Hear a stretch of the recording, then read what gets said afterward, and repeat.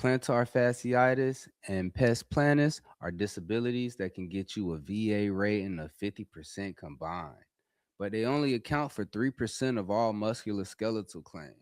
What could be the disconnect when there's so many veterans on their feet every day? Could it be veterans don't have this disability? Could it be the VA claims process, or could it just be our lack of understanding of the process? In this video, I'm going to discuss plantar fasciitis and pes planus in full. I'm going to discuss the rating scheme, and I'm going to go over the VA claims process. If you find this information valuable, make sure you smash that like button, subscribe to my channel, and share it with a fellow veteran. So when dealing with these disabilities, it's very important to kind of understand some medical terminology. When it comes to plantar fasciitis, the term plantar is an adjective pertaining to the sole of the foot, derived from the Latin word planta. Fascia is an anatomical noun meaning band of connective tissue, plantar fascia. The suffix itis is from Greek origin, meaning inflammation. Plantar fasciitis can include the following symptoms: stabbing pain in the bottom of your foot near the heel, and the pain is worse in the morning and can also be triggered by periods of standing or when you get up from sitting. Pes planus originates from the Latin term flat foot. Symptoms can include the arches on the inside of the foot flatten when pressure is applied. So another thing that's very important is to reference these VA regulations. So CFR 38 Part 4, the foot falls under the musculoskeletal system. All right. And when you looking at these regulations, specifically these, sometimes it's good to read from the bottom up. You know what I'm saying? Because you want to understand all the symptoms from the lowest rating to the highest rating. All right. So we'll start with flat foot first. So for a 0% rating, it would be mild symptoms relieved by built up shoe or arch support. 10% would be moderate weight bearing, line over the medial to great toe, inward bowing of the Achilles tendon, pain on manipulation and use of the foot, bilateral or unilateral. Severe objective evidence of marked deformity, pain on manipulation and use, indication of swelling on use, calluses. Unilateral will be 20%, bilateral will be 30%. Okay. So then when you get up to the 50% rating, it will be pronounced, marked pronation, extreme tenderness of plantar surfaces of the feet, marked inward displacement, and severe spasm of the Achilles tendon on manipulation, not improved by orthopedic shoes or inserts. So let's go to plantar fasciitis. So it will be otherwise unilateral or bilateral, no relief from both non-surgical and surgical treatment, unilateral 20%, no relief from both non-surgical and surgical treatment, bilateral 30%.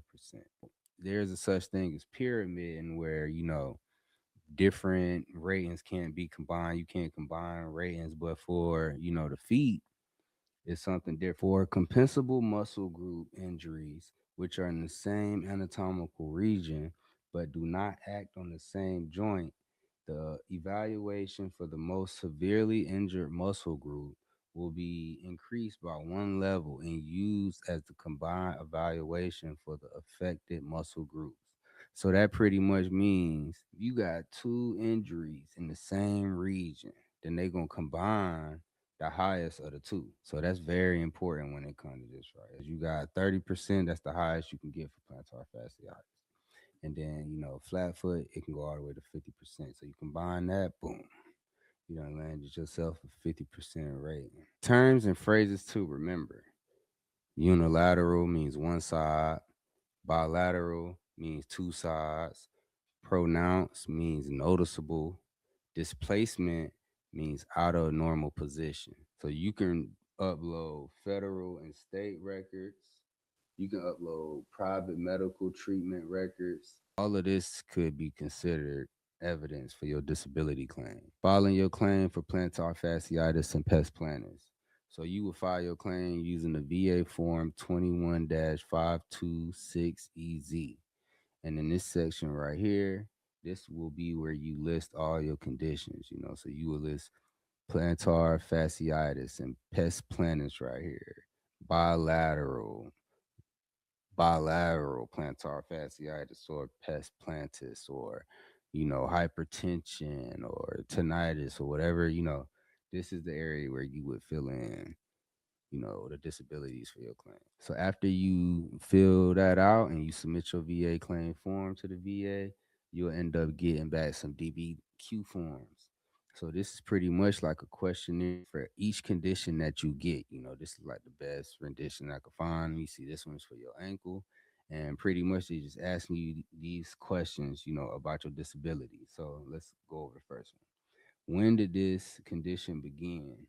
Describe how the condition began, injury or illness.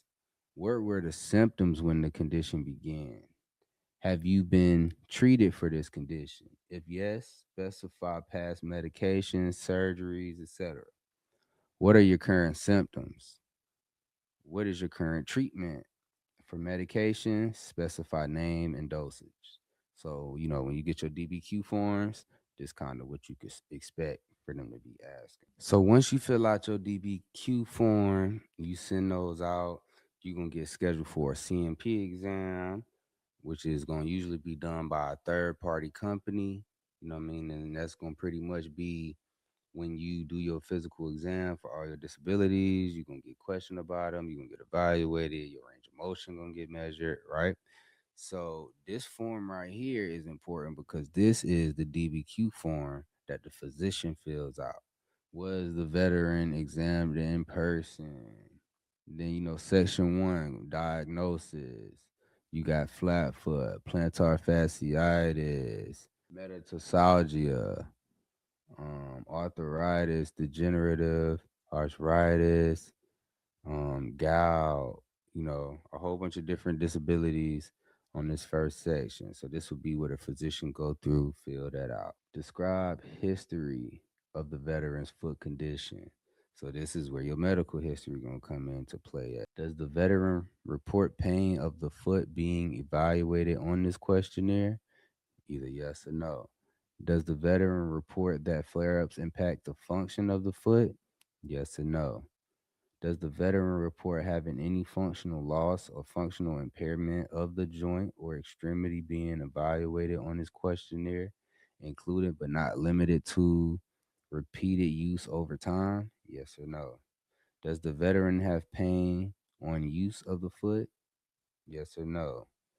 If yes, indicate affected side. It could be left side, right side, or both. Does the veteran have pain on manipulation of the foot? Yes or no. And they're gonna ask flat out things like, has the veteran undergone surgical treatment for plantar fasciitis? Yes or no. That's how your CMP DBQ gonna look. And it's very important to get this information, you know what I'm saying, look through it so you can know your physician's perspective. So once you get done with your CMP exam, the physician fill out the DBQs, you'll get your rater, go through everybody make a decision, then you'll get this decision letter or whatever. So, it'll read as follows like service connection for plantar fasciitis, left foot, also claimed as flat foot, left, secondary to residual right knee strain with left calcaneal spur is granted with an evaluation of 20% effective.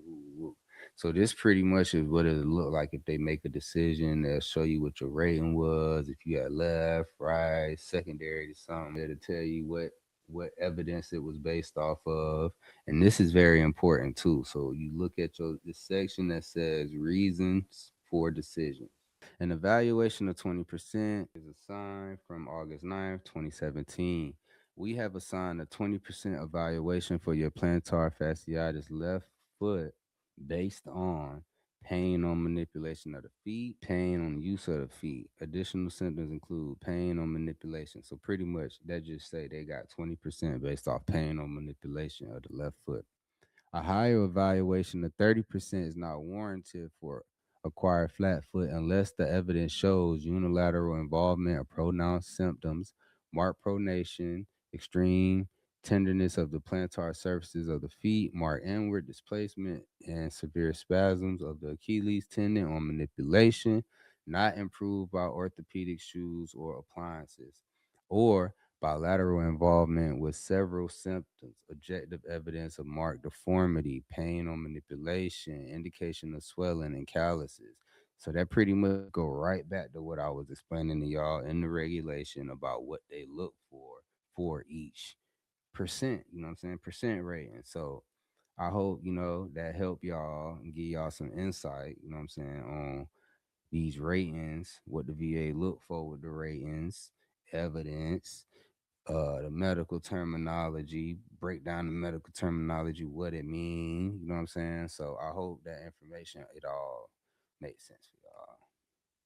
Cause it definitely helped me out when I found out about it. Whatever. So when you look at that information, this is key to if you don't get the rating that you think you need, you can go back to this, you can reference this, and you can kind of figure out what to do next. So I hope this helps somebody out. If you a veteran and you found this information valuable, make sure that you smash that like button, subscribe, send this to a fellow veteran. You know what I'm saying? And I hope this helps somebody, get a 50% rating for them feet, man.